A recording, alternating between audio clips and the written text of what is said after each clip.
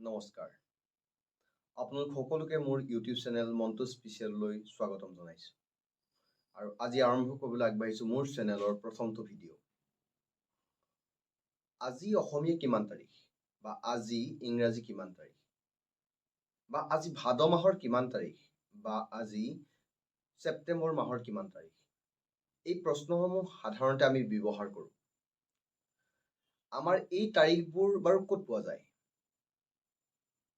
এই তাৰিখবোৰ চাবৰ বাবে আমি হয় কেতিয়াবা ইংৰাজী কেলেণ্ডাৰ নাইবা কেতিয়াবা এখন অসমীয়া কেলেণ্ডাৰ ব্যৱহাৰ কৰোঁ।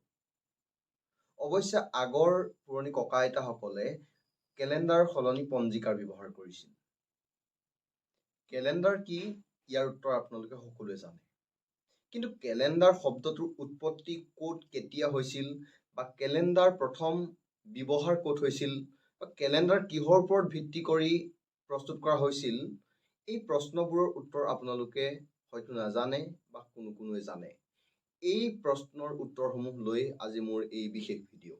আহকচোন আমি ভিডিঅ'টো আৰম্ভ কৰোঁ।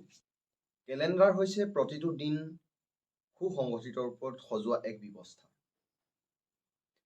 এই কেলেণ্ডাৰ সময়ৰ সময়সীমাক দিন, সপ্তাহ, মাহ, বছৰ আদি নামেৰে সজোৱা হয়। কেলেণ্ডাৰ শব্দটো ৰোমান কেলেণ্ডাৰত মাহৰ প্ৰথমটো দিন বুজাবলৈ ব্যৱহাৰ কৰা শব্দ কেলেণ্ডিৰ পৰা লোৱা হৈছে। কেলেণ্ডি শব্দটো ৰোমান ভাষাৰ ক্ৰিয়াপদ কেলেৰি, যিটো শব্দ ৰোমানসকলে অমাৱস্যাৰ পাছত প্ৰথম জোন দেখোঁতে মতা এক বিশেষ শব্দৰ সৈতে সম্পৰ্কিত।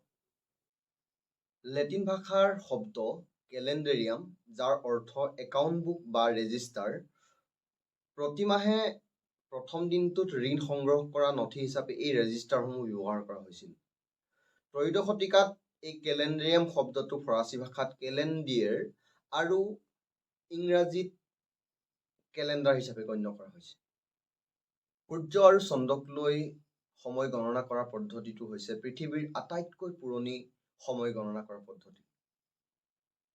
পৃথিৱীৰ বিভিন্ন ঠাইত বিভিন্ন ধৰণেৰে সময় গণনা কৰা হয়। আৰু পৃথিৱীৰ প্ৰথমখন কেলেণ্ডাৰ হৈছে ব্ৰঞ্জৰ যুগৰ ইজিপ্তিয়ান আৰু চুমেৰিয়ান কেলেণ্ডাৰ। ভাৰততো বৈদিক যুগত বৈদিক ৰীতি নীতিৰ সুবিধাৰ্থে বিশেষ আৰু অত্যাধুনিক কেলেণ্ডাৰ প্ৰস্তুত কৰা হৈছিল। প্ৰাচীন ভাৰতৰ বেদাংগ পঞ্জিকা বৈদিক যুগৰ প্ৰকৃত জ্যোতিৰ্বিজ্ঞান অধ্যয়নৰ ওপৰত ভিত্তি কৰি ৰচনা কৰা হৈছিল। প্ৰস্তৰ যুগৰ পৰা বেবিলনীয় কেলেণ্ডাৰৰ ওপৰত ভিত্তি কৰি বৃহৎ সংখ্যক প্ৰাচীন কেলেণ্ডাৰ ব্যৱস্থা আছিল আৰু ইয়াৰ ভিতৰত পাৰ্চী সাম্ৰাজ্যৰ কেলেণ্ডাৰ অন্যতম, যিয়ে পিছলৈ জুৰোষ্ট্ৰিয়ান কেলেণ্ডাৰ আৰু হিব্ৰু কেলেণ্ডাৰৰ জন্ম দিছিল। প্ৰাচীন গ্ৰীচত বহু সংখ্যক হেলেনিক কেলেণ্ডাৰৰ জন্ম হৈছিল আৰু এই হেলেনিষ্টিক যুগতেই বহু সংখ্যক ৰোমান আৰু হিন্দু কেলেণ্ডাৰৰ জন্ম হৈছিল। 1582 চনত জুলিয়ান কেলেণ্ডাৰ আৰু সৌৰবৰ্ষৰ দীৰ্ঘম্যাদী পৰিৱৰ্তনৰ পৰ্যবেক্ষণৰ ভিত্তিত প্ৰৱৰ্তন কৰা হৈছিল আধুনিক যুগৰ প্ৰথম কেলেণ্ডাৰ গ্ৰেগৰিয়ান কেলেণ্ডাৰ। ভাৰততো বৈদিক যুগৰ পৰা প্ৰচলন হৈ অহা পঞ্জিকাৰ বহুল ব্যৱহাৰ আছে। ইয়াৰ উপৰি ভাৰতৰ বিভিন্ন ঠাইত বিভিন্ন ধৰণৰ কেলেণ্ডাৰ তথা পঞ্জিকাৰ ব্যৱহাৰ হৈ আহিছে আৰু অসমতো বৰকটকী কোম্পানী লিমিটেড আৰু অন্নদা প্ৰিণ্টিং হাউচৰ কেলেণ্ডাৰ বহুলভাৱে প্ৰচাৰিত। আপোনাৰ অঞ্চলতো যদি নতুন কিবা কেলেণ্ডাৰ আছে বা চলি আহিছে, তেনেহ'লে আপোনাৰ এই কেলেণ্ডাৰৰ নামসমূহ বা কোম্পানীৰ নামসমূহ আমাৰ কমেণ্টত দিবলৈ নাপাহৰিব। ভিডিঅ'টো যদি চাই ভাল পালে তেনেহ'লে লাইক, শ্বেয়াৰ আৰু ছাবস্ক্ৰাইব কৰিবলৈ নাপাহৰিব আৰু কাষতে থকা বেল আইকনটো অলপ টিপি দিব। তেতিয়াহ'লে মই দিয়া প্ৰতিটো ভিডিঅ' আপোনালোকে প্ৰথমতে পাব।